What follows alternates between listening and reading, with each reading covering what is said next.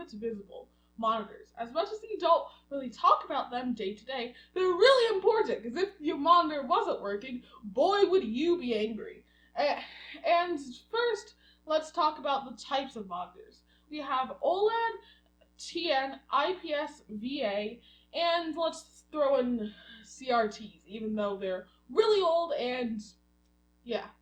Either way, let's first start with OLED. It stands for Organic LED, and it has an infinite contrast ratio because every single pixel has an individual backlight that can turn off. Unlike LCD panels, which have a backlight behind the display that illuminates the entire thing, unless it has dimming zones. The thing with OLED is that it has infinite contrast.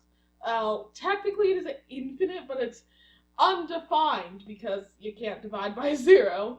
But this monitor is great for HDR. It has 10-bit color. It has a very low response time, but it's really expensive and it's not that common except on small displays.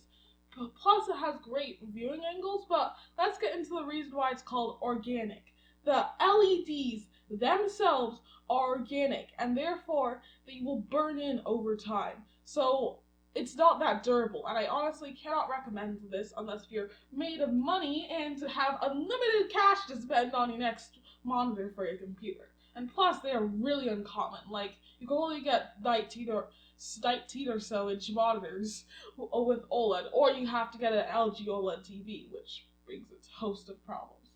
As for IPS monitors, it stands for in-plane switching. This monitor has great colors and great color accuracy. They're very bright, unlike OLED. They're good for HDR.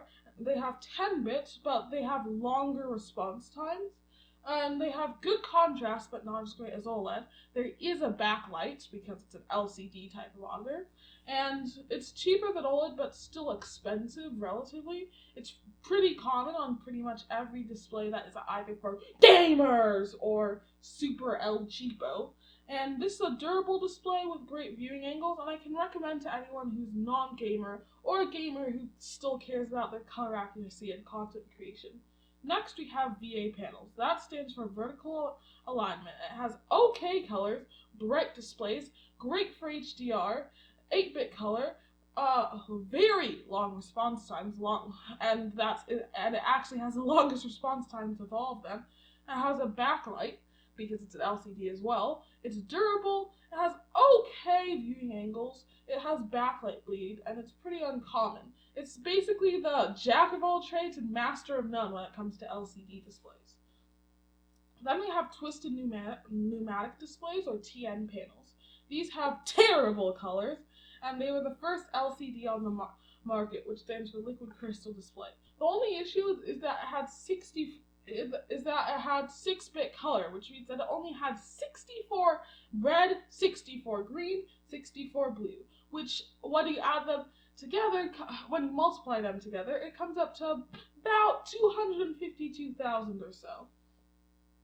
The thing with this is now today most have native 8-bit, but the issue with this is that the TN panels have terrible contrast. It looks very washed out. It has a pretty bad backlight bleeding, low response times, which means they're great for gamers. They have extremely high refresh rates, which they can go up to 380 hertz, which at that point you're starting to get into the limit of your GPU physically is not powerful enough. They're cheap, semi-common. They have terrible viewing angles, and I'd only recommend them for hardcore gamers. Now we have your old parent CRT monitors. This stands for cathode ray tubes, and each light is individually drawn with a electron gun using magnets that will orient it to make sure that it hits the correct pixels. This has an infinite contrast ratio because, like an OLED, you can just not illuminate the pixels. This is old, cheap depending on where you pick it up, extremely rare today, and most of them you can't even plug in your monitor to because, well, they use VGA ports or older, and most GPUs, and especially almost all laptops today, just don't have those connectors. And another problem with these is that they're really big and bulky, and plus they aren't that very bright. And you should not get this unless if you are a retro gamer.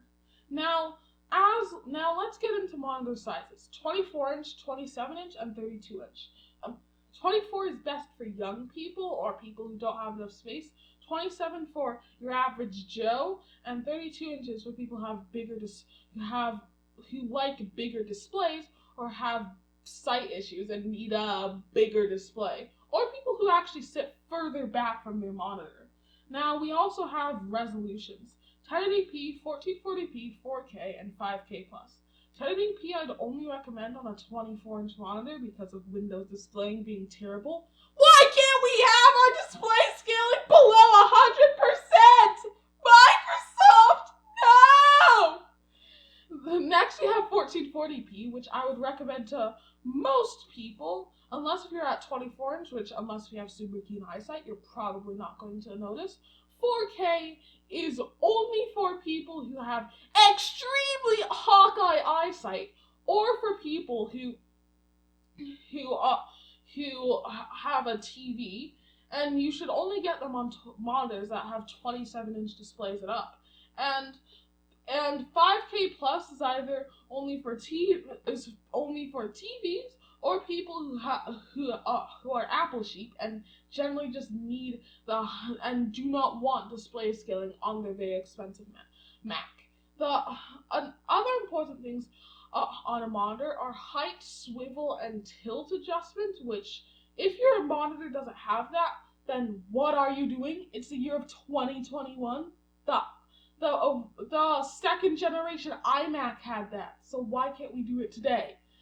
Also, another thing you'd be looking for is VESA mounting options, which can be really helpful if you want to put it on a monitor arm to take up less desk space, a clamp, or if you want to wall mount it. An inbuilt power supply, which will save your power, which will not require you not to have a power supply either on the cord or on the end of the cord. Another thing you'd look for is HDR, although unless we're dealing with HDR content or you have money, you probably shouldn't get this. There are HDR standards, and I would say unless it has VESA HDR 600, it's HDR-ent, because HDR 400 is okay HDR. HDR 10 is terrible. It should not exist. Just get something that has VESA HDR 600 or 1000, although those monitors are pretty expensive. So if it has HDR, it's good, but it will basically not change, since unless if it has HDR 600 or 1000, it's probably not going to work as intended. Now we have some wars on the connectors on the back of the monitors. You have HDMI, which is a connector you'd find on TVs, and I would recommend this for most people. DisplayPort, which is great for people who have gaming setups and want higher refresh rates, and also the locking connector is pretty sweet. And we have USB-C, which I'd recommend for people who have laptops that have 0 ports on them and don't want to have to deal with a dongle.